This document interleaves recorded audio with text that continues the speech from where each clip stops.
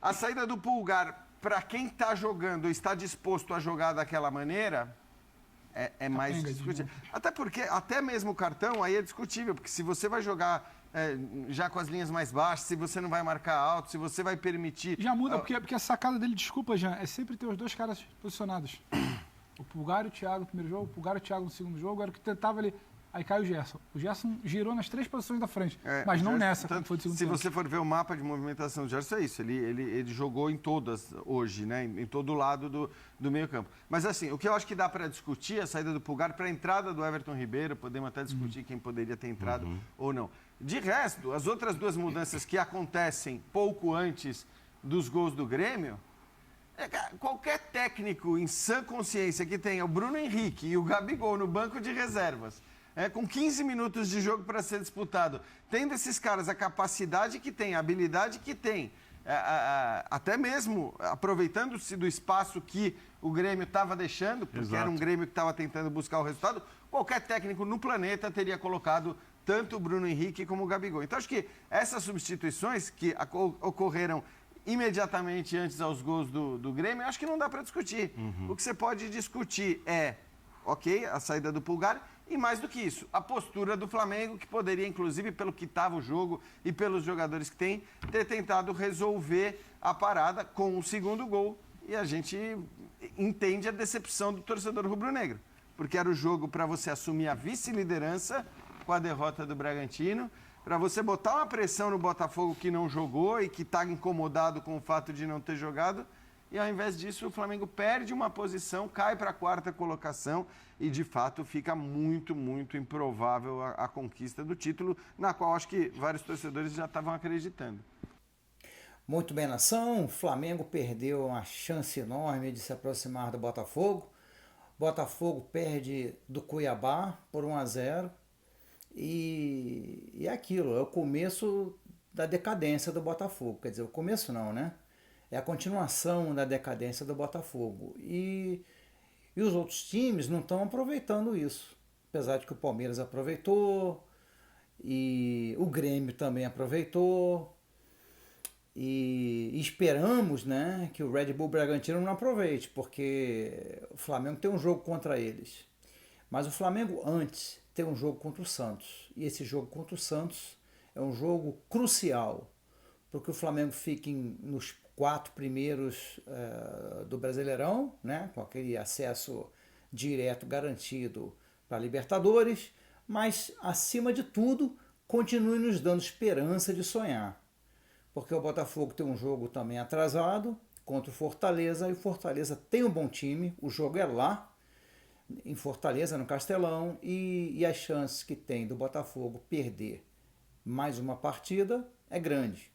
Então, que o Flamengo faça a sua parte e que o Tite não cometa esses erros aí, desse vídeo que nós vamos colocar para vocês, para que vocês entendam bem o que aconteceu na derrota para o Grêmio e que fiquem alertas, né? Fiquem alerta, porque se o Tite não cometer esses erros, o Flamengo tem muita chance de ganhar do Santos e começar a encostar ali na parte de cima da tabela e, quem sabe, ameaçar o Botafogo, né? Assim, nos próximos jogos, nas próximas rodadas. Afinal de contas, falta muito pouco para o final do Brasileirão.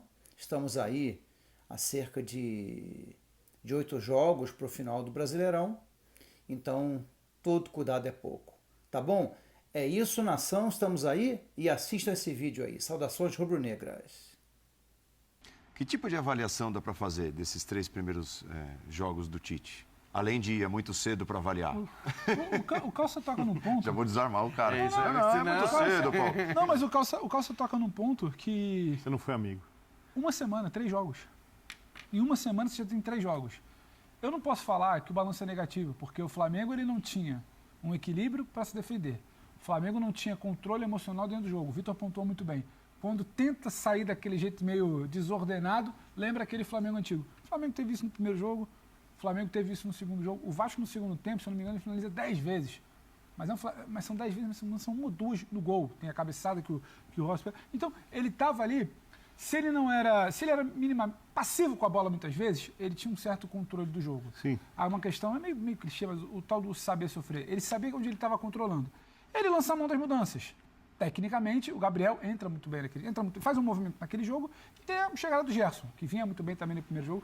Então, a gente não pode falar ontem que você começava a ver traços do Tite de sintomas ali positivos e que agora não, agora o balanço é negativo. O balanço não é negativo, só que você chega em outubro, reta final de outubro, falando em 3 jogos em uma semana de um novo trabalho que está mirando 2024. Quinta, o Tite, domingo e quarta. o Tite é muito 7 sincero. dias.